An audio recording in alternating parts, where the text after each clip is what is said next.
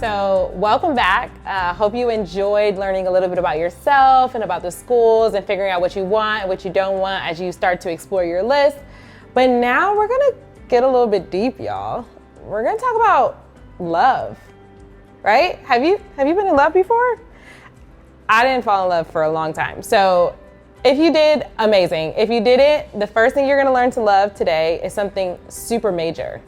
It's literally your major. So today we're gonna talk about finding a major that you love. So what exactly is a major? So a major is whatever you are determined to study that will be written on your diploma.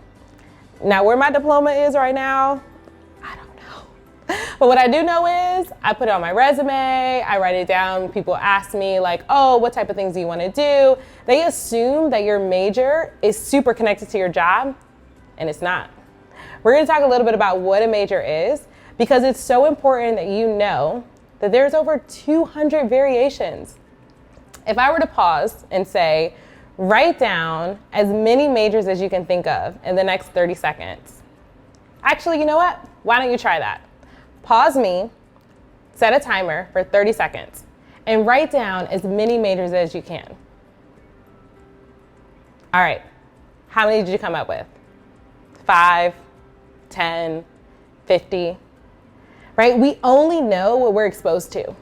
We don't know all the majors that are out there. We know majors from things like maybe our family members, maybe our friends, maybe people who have like graduated before us in our high school, TV.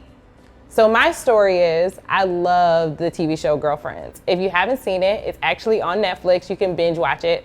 It was about these 4 amazing, beautiful women who lived in LA.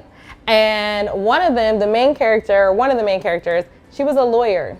I was like, oh, that's the life I want. I want friends, I want happy hour, I want views, and I want LA, right? So I decided to study law.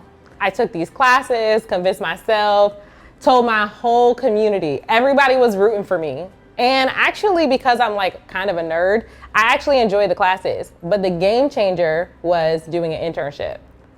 Y'all, as an intern with no law school experience, I was exhausted. These people never went to happy hour. They gave me a phone because at 10 p.m., 11 p.m., 1 a.m., they expected me to answer, respond to emails, and drop everything. Y'all, I hated it. And you know what I hated more was telling everybody that I didn't want to do it anymore. What I hated even more than that was a disappointment on their face. But the worst is I didn't know anything else to do. And I was getting ready to finish college. I had already had my schools that I were gonna apply to for law school ready to go. I already took the LSAT, now what? So I had to go back. And so I wanna make sure that through this lesson, you see all of the opportunities that are out there. Y'all, there are people walking around, tons of people with a PhD in linguistics. I actually failed the class the first time I took it because for the first month, I was trying to figure out what was I studying? What does linguistics mean? I only had regular classes in high school. I didn't have any exposure to these other things. And probably, although life has turned out to be okay, I probably would have redid my major in college had I been aware before I started. And so that's what this lesson is about. This lesson is about 1, it's okay not to know what you want to study. 2, giving yourself flexibility to change your mind. And 3, really to make you aware of all the opportunities that are out there.